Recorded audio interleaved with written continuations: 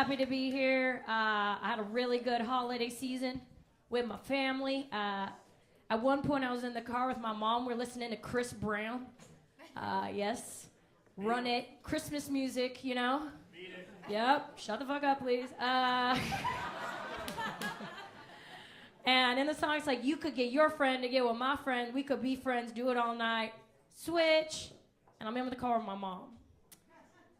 And she looks at me and she goes, you know, Edie, usually I don't like rap music, but I love that thing about friends.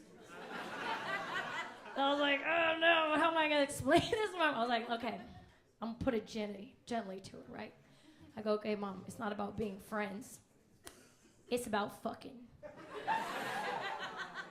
And my mom was like, oh, yeah, bitch, I know that. What? Me and your dad have lots of friends. I was like, is that why I don't look like Dad? Like, what? I mean, lots of friends.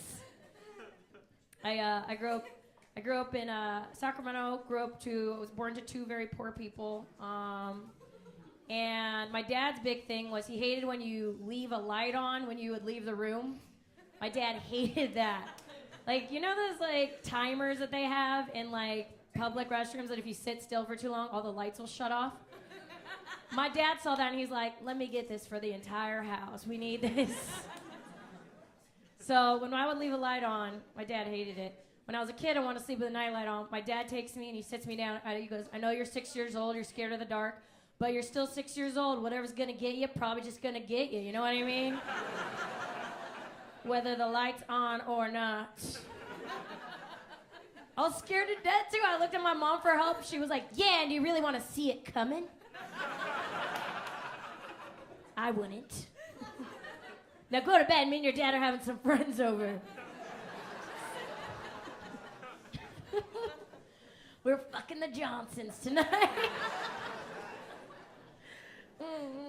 My parents acted like the whole reason we were poor is because I had to sleep with a nightlight on.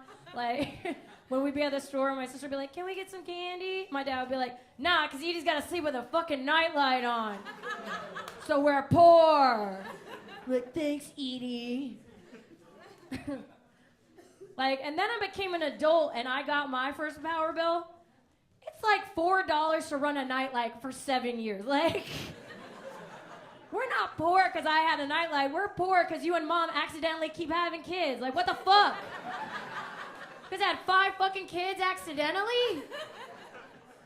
Because Mom's allergic to I shouldn't know these kids. That's one point in my life, my parents had to sit me down and tell me why we kept accidentally having children. Like, why do I have so many brothers and sisters?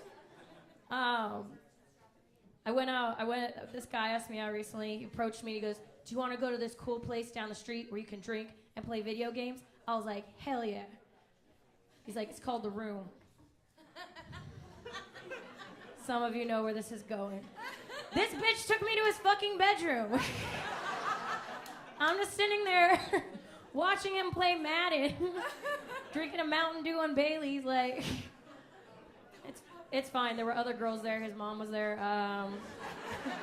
She was the waitress.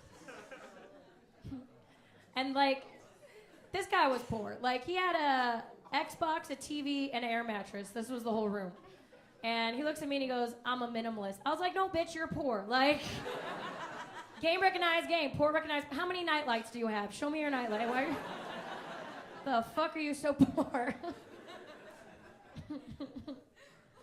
That's guys, though. Guys are weird. They play little tricks on you. I went out with this guy, and I went to Forever 21 first, as you do. Any Forever 21 girls? Oh, see, there's lots of other whores here. Okay, good. So, my kind of crowd. So, whores, listen up. I'm at Forever 21, trying to get the whoriest thing I can. I go there, all the girls that are buying the same shirt that says daddy issues, and I don't like that. It makes me sad. It makes me want to take girls like that and shake them and be like, don't do that. Be a lady. Let guys figure that shit out slowly. So I get all prepped up for this date. The guy shows up in a white van with no windows. Then he pops out of the van and he goes, hey, I'm not a rapist. I was like, I'm just happy you're not a minimalist. Like, what? He's like, I'm not a rapist. I'm a musician. I keep my equipment in the back. I was like, cool. What kind of music do you play? And he said, Christian rock, baby. I was like, bitch, I like you better and you're a rapist. When you were a rapist, you had a 100% chance of having sex with me. I am not fast. I have no % chance of having sex with me now. I'm just kidding, you guys. I still had sex with him. Of course. I went to Forever 21. I told you I was whoring. I wasn't going to let $13 worth of clothing go to waste. Come on. That you can never wear again because it's going to break the next time you put it on. That's guys, though. Like, I got these eyelash extensions a couple weeks ago. Cost about $100 each time. I've had them since April. Nobody's noticed. Nobody. Not one person has been like, sick eyelashes, bitch. No one. So I go up to this guy at work. I'm like, you notice anything different about me? Without looking away from my eyes, he goes, you're not wearing a bra today. So that's how they are. They notice little things like that. Like girls, we notice the shoes and we do the nails and the eyelashes. You know, guys, like when you don't wear a fucking bra, that is their Sephora. That is their happy time. I don't think I've ever gotten as many hugs in my life as that day that I did.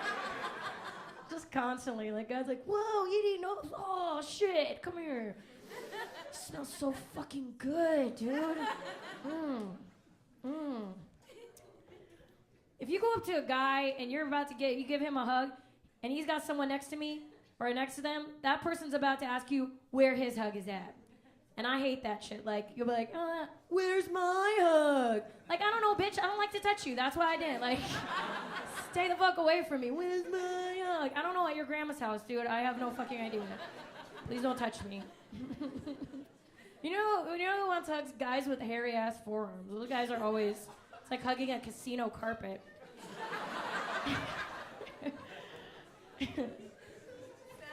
I went on a comedy tour recently. It was a disease comedy tour. So which that means is me and like 3 other comedians go around doing comedy to raise money for charity for people who have diseases. But it's always people who have diseases. And I have Crohn's disease, which is just a digestive disorder, only contagious to maybe you in the front, not contagious. One of the guys on the tour has testicular cancer. In his set, he's like, I had to have one of my testicles removed. Me and this guy were staying at the same hotel, so I messaged him. I'm like, we should grab a drink. He messaged me back, and he goes, yeah, I just looked up what Crohn's disease is, and I don't really fuck girls that got Crohn's disease. A guy with his testicles removed. Okay. So I messaged him back, and I go, you don't fuck girls who have Crohn's disease. The ball on this guy. That's why you don't fuck with me, man. I'm crazy. I try on underwear at Ross, so I don't give a fuck about nothing. Are you guys ready for more comedy? I think they're ready for more comedy. This next guy, you're really gonna love him. He is so adorable. This is Zach Lewis.